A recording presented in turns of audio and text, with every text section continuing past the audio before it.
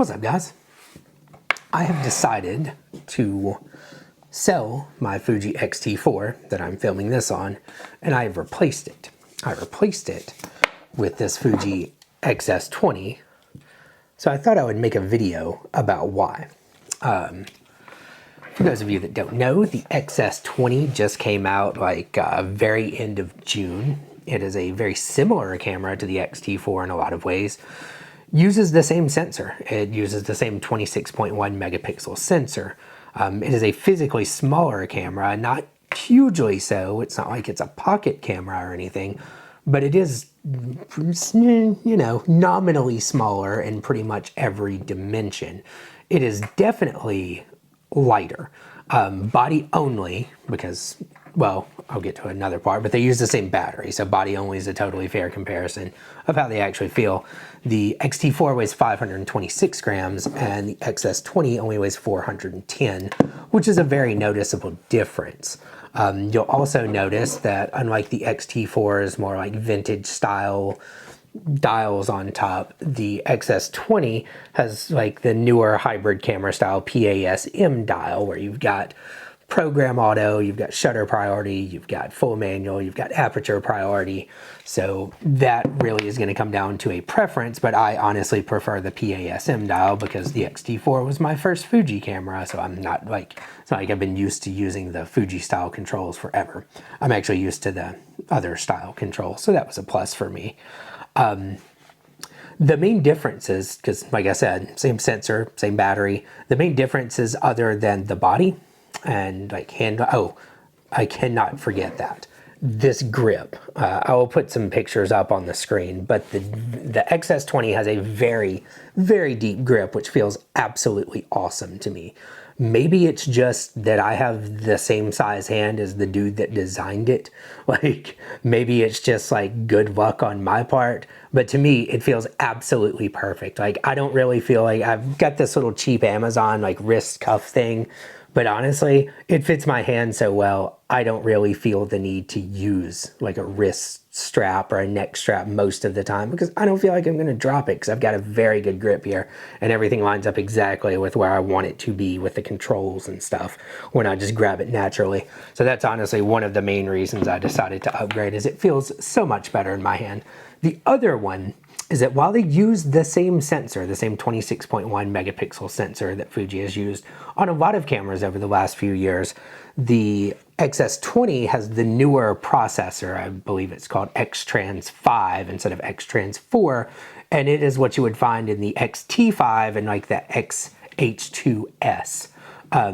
It's a lot of letters, but the newer processor gives you better autofocus, basically. Faster autofocus, better subject tracking, noticeably better eye, face tracking to me. Like the X-T4 tends to kind of hunt, even in fairly normal situations. Like I did a video and I used the X-T4 to shoot the talking head portion of my Ring car camera review, and it kept hunting between like my eyes, my face, sometimes something in the background. Haven't noticed that at all in the X-S20. It seems like the autofocus is very much improved. The X-S20 now uses the same battery, that I think it's the W235 battery, as the X-T4 and the X-T5. Much bigger battery, so versus the X-S10, you get about double the battery life. I think this is SIPA rated at 750 shots, and the old one was like 300 or 350.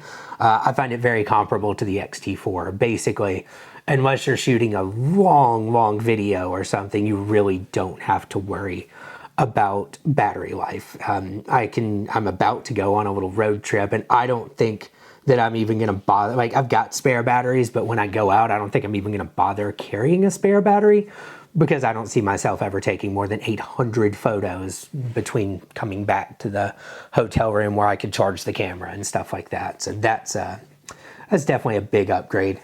I mean, it's not really an upgrade versus the X-T4, but it's a big upgrade versus the X-S10, so whatever. Battery life comparable in my case, and awesome on both of them. The other thing, speaking of video, is the X-S20 now does open gate 6.2K video. That means that when I shoot a video like this, I can shoot it on the X-T4, you just shooting in 4K 16:9, which is what I'm doing right here. In the future, my videos will be on the X-S20 when I do a talking head or something. I'll shoot in the 6.2K open gate, and then I can crop out a 16:9 widescreen video to post on YouTube. And then I can also crop out a 9:16 portrait video to post on like socials and stuff. So if I want to take like what I think is the best or funniest part of the video or most informative or whatever, crop out a little portrait mode clip of it, you know, and then post that to like Instagram or the new Instagram threads or something, you know, and I'll be able to do that just by shooting once, and it'll still look good and it'll still be in high resolution. So that is definitely a big win. I think the next Fuji camera you would have to step up to get that would be the X-H2, which is something like $700 or $800 more, and the X-H2S, which is like double the price of this. So bang for the buck, the X-S20 seems like a really, really good deal for a Fuji hybrid camera. The pictures it takes are amazing, and they also look exactly like the pictures that the X-T4 takes because they use the same sensor.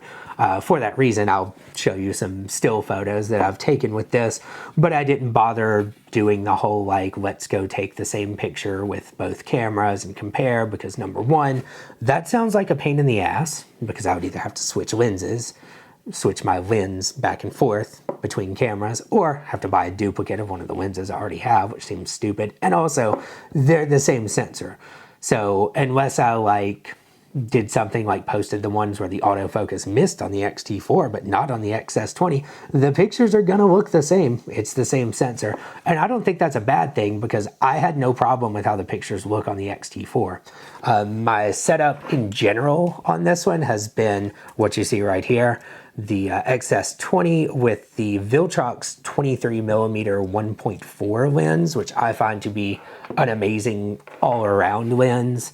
I mean, it's a 35mm full frame equivalent, and that is a classic and widely popular focal length for a reason. So that's pretty much what I carry. And as you can see, this is a pretty manageable little package. Like it's not a pocket camera, it's not a GR3 or anything, but it fits in my hand pretty easily.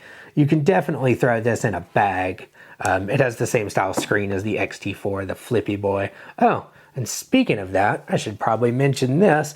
It has the cooling fan mounts, just like the X-H2 and X-H2S, where if you do plan to do long videos, maybe you live in a hot climate like I do here in Memphis and you want to shoot outside, or just you want to do extended long running video in like 6.2K or high frame rate or high resolution or something, you can get the fan from Fuji that screws into the back and is powered by the camera and will basically make your runtime pretty much limited by battery as opposed to by heat.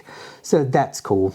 The screen, the flippy screen is, as far as I can tell, the exact same flippy screen as on the X-T4. I believe it's literally the same screen. It's definitely the same resolution and stuff. This thing does have vlog mode, which I don't know how much I'm going to use because, well, there's one feature of vlog mode that I probably will use. It does the product presentation thing to where if I was on the X-S20 right now and I just held this up, it would focus on this, whereas the X-T4 is staying locked to my eyeball unless I block my face with it. So that is a cool feature. The other vlog mode features are like blur the background, which I can definitely see being useful for, you know, maybe people that are more beginners to cameras, but I know how aperture works, so I don't know how much I'll use that honestly. But whatever, it's nice that it's there. The product presentation thing is definitely awesome. And overall, I just think it's a fantastic package. The only thing I miss, really, from the X-T4 is that this one just has one card slot, the X-S20. The X-T4 has two card slots, so you can put two cards in it and set it up to where like your photos go in slot 1 and your videos go in slot 2. So that's kind of nice. But at the same time, they did at least upgrade the X-S20 to be a UHS 2 card slot. So one big fast card is really all you need, to be honest, because honestly, when I take a camera out, I mostly shoot photos and I might shoot a video or two of something interesting to kind of use you know, in addition to my photos, because I'm primarily taking stills for my website. But so yeah, overall, very happy with the upgrade. Hopefully this informs some people as to whether you would like to upgrade if you have an X-T4. I would say if you're just looking for a Fuji like hybrid camera and you want to shoot video and you want to shoot photos and you don't have a Fuji camera, it's an absolute no-brainer. Go with the X-S20. It is $12.99, so it's, you know, very affordable. That's body only. But it's very affordable, especially compared to what you would need to step up to get the same kind of features. So overall, I think this is honestly probably my favorite camera I have ever owned. I'm absolutely thrilled with it. So hopefully that helps some people make a decision, or it's just interesting. All right, later.